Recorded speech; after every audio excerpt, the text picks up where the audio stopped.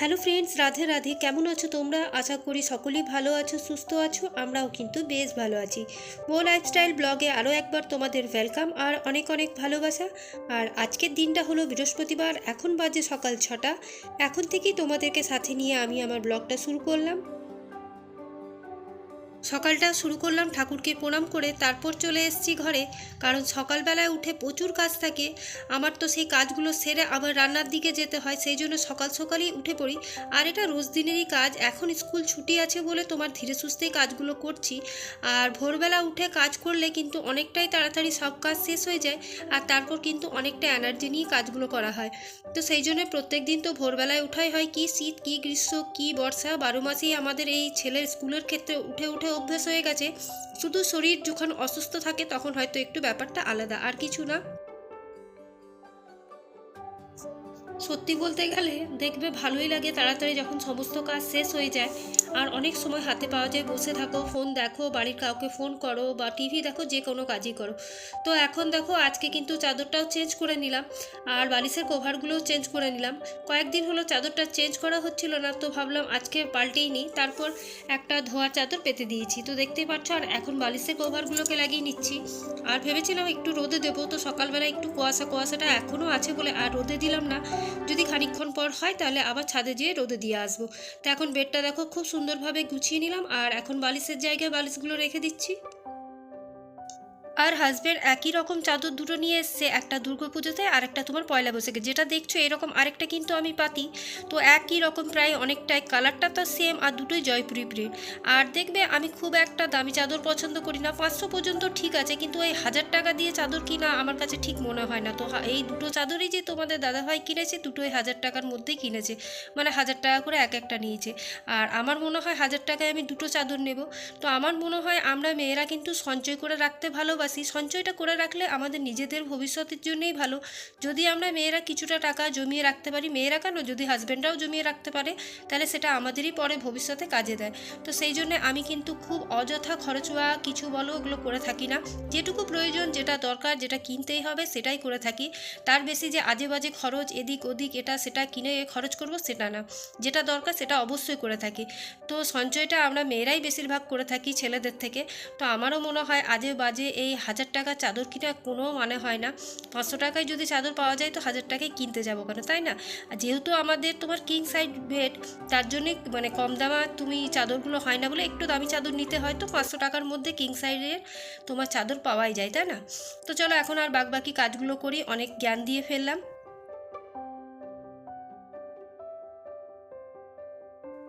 জানলাগুলো একটু পরিষ্কার করে নিচ্ছি, মাকড়সার জাল পড়েছে। দিনের বেলায় তো বোঝা যায় না, যখন রাত্রে লাইটগুলো জ্বালাই না তখন দেখি যে একটু একটু করে তোমার এদিক ওদিক কিন্তু তোমার ঝুল রয়ে গেছে। তো তাই কি করি, যদিও আমি 2-4 দিন পর পর একটু করে ঝেড়ে নিয়ে থাকি, কিন্তু দেখছি না তার মধ্যেও কিন্তু একটু আধটু কোনো না কোনো দিকে ঝুল ঝুলতেই থাকে। তো তাই দেখলাম যে প্রত্যেকটা জানলায় তোমার যা যা আছে সেগুলোকে ঝেড়ে নিলাম। আর দেখতেই পাচ্ছ তো আমাদের বাড়িতে এখন সিমেন্ট বালির কাজ হচ্ছে বলে তো সেগুলো মানে উড়ে উড়ে আসছে। তো তোমার যত ফার্নিচার আছে যতই তুমি পরিষ্কার করো আবার এসে বসে যাচ্ছে। তো তাই খাটটাকেও একটু ভালোভাবে ঝাঁটা দিয়ে তোমার ধুলোগুলোকে ঝেড়ে নিলাম। আর এদিকে দেখো এখন জানলা দরজা যা যা আছে সেগুলোকে একটু আমি ভালোভাবে ঝেড়ে নিচ্ছি। তাহলে যেটুকু ওয়ালের মধ্যেও যে ধুলো বসে থাকে সেটাও কিন্তু চলে যায়। আর এই যে ঝাঁটা আমি প্রত্যেক মানে সপ্তাহে যদি বলো 2-3 বার এরকমভাবে পুরো ঝাঁটা দিয়ে ওয়ালগুলোকে একটু পরিষ্কার করে নিই, তাহলে কিন্তু যে ধুলোর ভাবটা থাকে সেটা কিন্তু থাকে না।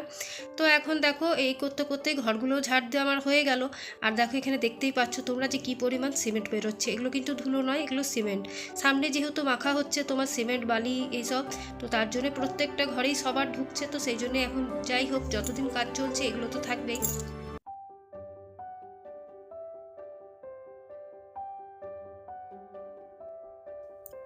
আর এদিকে মাঝখানে কিন্তু আমি হাজব্যান্ডের জন্য টিফিনটাও রেডি করে দিয়েছিলাম, আর আমরাও জলখাবারে কী খাবো সেটাও বানিয়ে নিয়েছি। তো কালকের একটু আলু ভরা রুটি করেছিলাম, তো সেই স্টাফিংটা ছিল ছেলের আর আমার। আলু ভরা রুটি করে রেখে দিয়েছি, আর তোমাদের দাদা ভাইকে টিফিনে তোমার তরকারি রুটি দিয়ে দিয়েছি। আর দেখো যখন দেখলাম যে আজকে পুরো জায়গাগুলোই পরিষ্কার করছি, তো ভাবলাম দরজাগুলোকে একটু ভেজে কাপড় দিয়ে মুছে নিই। তো সেই জন্যে এখন দেখো যতগুলো রুমে দরজা আছে প্রত্যেকটা রুমের দরজাগুলোকে আমি এখন একটা ভিজে ন্যাকড়া দিয়ে ভালোভাবে মুছে মুছে নিচ্ছি। আর প্রত্যেকটা তো দেখানো সম্ভব নয়, তাহলে ভিডিওটা অনেকটাই বড় হয়ে যাবে। তো এরকমভাবে জানলা দরজা যা যা আছে, যতগুলো আমার হাতের কাছে আছে সবগুলোকে কিন্তু ভালোভাবে একটা ভিজে ন্যাকড়া দিয়ে পরিষ্কার করে নিচ্ছি। আর এই যে এই টাইলসটা দেখছো, এর মধ্যেও কিন্তু বেসগুলো বসেছে, যেহেতু ওই যে বললাম কাজ হচ্ছে তার জন্য। তো এখন এই টাইলসটাকেও ভালোভাবে পরিষ্কার করে নিচ্ছি।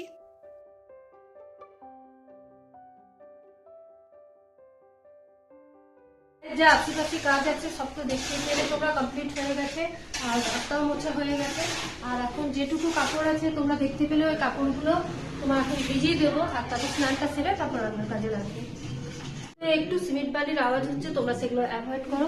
আর চলো এখন বিছানার চাদর যা আছে এগুলো সব ভিজিয়ে দিয়ে, যেহেতু দুদিন ধরে এখন আর পাম্প লাগাতে পারবো না, ঢালাইয়ের কাজ চলছে সেই জন্য। তো চলো স্নানটা করে কাপড়গুলো ভিজিয়ে নিই। গিজার থেকে জল নিয়ে বালিশের কভার, তারপর তোমার বেডশিট এগুলোকে ভিজিয়ে রেখে দেবো ঘন্টাখানিকের মতন, তারপর চান করার পর ভালোভাবে কেচে নেব। আর এখন দেখো স্নান করে চলে এসেছি একবারই সোজা তোমার পুজো করতে, যেহেতু আজকে বৃহস্পতিবার, যেদিন গোলাপ ফুল পাই সেদিন সাইবাবাকে কিন্তু দিই। আর এমনি স্নান করে তো প্রত্যেক দিনই ঠাকুর প্রণাম করে থাকি, দুর্গা মন্দির আছে, তারপর ঘরে যেটুকু ঠাকুর রেখেছি সেইগুলো। আর আমি একটু সাইবাবাকে মানি, সেই জন্য যখনই গোলাপ ফুল গাছে ফুটে বা কোথাও যদি কারো গাছে দেখি তো সেখান থেকে নিয়ে আসি, নিয়ে সাইবাবাকে আমি দিই। তো গোলাপ ফুলই তো সাই বাবা পছন্দ করে, তোমরা জানোই। তো চলো এখন তাড়াতাড়ি পুজোটা সেরে নিই। তো পুজো টুজো করে এখন জল খাবার আমিও খাবো, ছেলেকেও দেবো। আর সকালে এই একটা সুবিধা জানো তো, যদি সকাল সকাল ওঠা যায় তাহলে কিন্তু অনেক কাজ হয়ে যায়। আর এখন একদম তোমার বেশি সময় হয়নি, ওই 10টা মতন বাজে। আমার কিন্তু দেখো সব কিছু কমপ্লিট হয়ে গেছে, শুধু রান্নাটা করবো। এর মাঝে আমি কিন্তু তরকারিপাতি যা যা করবো সেগুলো কেটে রেখেছি। তো দেখো এখন একটু সিঁদুরটা নিয়ে নিলাম, জানি ভিজে চুলে সিঁদুরটা সঙ্গে সঙ্গে পরতে নেই, কিন্তু যাই হোক কিছু করার নেই, সময়ের অভাবে এখনই পরে নিলাম। আর এদিকে একটু মুখে একটা ময়শ্চারাইজার, যেটা আমি সানস্ক্রিনের সাথে মানে মিক্স করে রেখেছি। তোমাদেরকে বলেইছি সানস্ক্রিন আর যে কোনো একটা ময়শ্চারাইজার আমি অন্য একটা কন্টেনারে ভালোভাবে কিন্তু মিক্স করে রেখে দিই। আর একটা লিপ গার্ড যেটা লাগাতেই হয়, তো যে কোনো লিপ গার্ডই আমি ইউজ করে থাকি। আর এর মধ্যেই বান্ধবী এসেছিল, কিছু কথা ছিল, তো আমরা সেই গল্পই করছিলাম। আর এদিকে ছেলে তোমার পড়তেও বসেছে। মা আর ছেলে খাওয়া দাওয়ার পর এখন দেখো সজনে ফুল আবার এইবার পেয়েছি দোকানে, তো আবার নিয়ে এসেছি। তো ছেলের আর মায়ের একটু হলেই হয়ে যায়। তো দেখো সজনে ফুল আমার ভীষণ পছন্দের একটি খাবার। তো আমি তো বলেইছি আমি নিরামিষ খেতেই ভালোবাসি, শুধু চিকেনটা বাদে। তো চিকেনটা খাই বলেই তাই, তাও এখানে তো খেতে পাই না। তো দেখো সেই জন্য সজনে ফুল, ইঁচড়, তারপর তোমার ডাঁটা, এগুলো খেতে আমি ভীষণ ভালোবাসি। আর এমনি কোনো তরকারি বলো, বাঁধাকপি ফুলকপি এগুলো খুব একটা আমার ভালো লাগে না। তো আজকে ওই সজনে ফুলের তরকারি করেছিলাম। আর এই যে গরম গরম বেগুন ভেজে নিচ্ছি, বেগুনটা খেতে কিন্তু ভীষণ ভালো লাগছে। এখন যেহেতু কোনো রকম বীজ নেই, তো ওই বেগুন ভাজা আর সজনে ফুলের তরকারি আজকে লাঞ্চে বানিয়েছিলাম। আর তোমাদের সাথে ছোট্ট করে একটু আমি সজনে ফুলের তরকারিটা শেয়ার করি। তো দেখো আমি ডুমো ডুমো করে আলু কেটেছি, আর ফোড়নের মধ্যে কালো জিরে ফোড়ন দিয়েছি, আর তেজপাতা, শুকনো লঙ্কা। আর এখন দেখো ভালো করে আলুটা কিন্তু আমি লাল লাল ভেজে নেওয়ার পর এক কুচি টমাটোর দিয়েছি, মানে একটা ছোট্ট টমেটোর। আর তারপর সজনে ফুলটা দিয়েছি। সজনে ফুলগুলো এখন কড়ি আছে, সেরকমভাবে ফোটেনি। আর এখন ভালোভাবে একটু কিন্তু ভেজে নেবো, 5 মিনিট মতন ভালোভাবে ভেজে নেবো, যেহেতু আলুটা তো ভাজাই আছে। আর এখন এদিকে সর্ষেটা আমি কিন্তু জলে ভিজিয়ে রেখেছিলাম, তো সেটাও দিয়ে দিলাম। তো সর্ষে দিয়ে তো বেশিক্ষণ কষাতে নেই, বেশিক্ষণ কষালে তোমার জানোই যে একটু তিতকুটে ভাব হয়ে যায়। সজনে ফুলেরও নিজস্ব একটু তিতকুটে ভাব থাকে, তো তার জন্য আমি একটুখানি ভেজে নেব। আর তারপর এই যে একটু কালারের জন্য হলুদ আর কাশ্মীরি লঙ্কার গুঁড়ো দিলাম, আর পরিমাণ মতো লবণ তো আগেই দিয়ে দিয়েছিলাম। তো এখন এগুলো ভালোভাবে মিক্স করে ঢাকা চাপা দিয়ে রেখে ওই 10-15 মিনিট ফোটালেই কিন্তু আমার সজনা ফুল রেডি। আর নামাবার সময় কাঁচা তেল। তো তোমাদের সাথে একটু শেয়ার করে দিই, দেখো সজনে ফুল, বাঁধাকপি, আলু পোস্ত দিয়ে ভাজা, আর তোমার মুসুরির ডাল আর বেগুন ভাজা, আর বাঁধাকপিটা দিয়েছিল বান্ধবী। তো এই ছিল আজ লাঞ্চ মেনু, আর ডিম ভাজা। আর তারপর সবাই রোদে যাবো, টিফিন করে আমাদের বাড়িতে এসছে, দেখতেই পাচ্ছ। তো চলো রোদে একটু দাঁড়াবো, চুলটা শুকাবো, তারপর। আর এই যে আমার এক বন্ধু,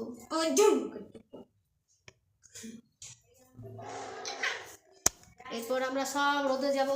তো যে বান্ধবীকে দেখালাম সেই তরকারিটা দিয়ে গেছে। আর উঠানটা দেখো আমাদের গাছপালা সব কেটে দিয়েছে বলে কি বড় লাগছে, তাই না?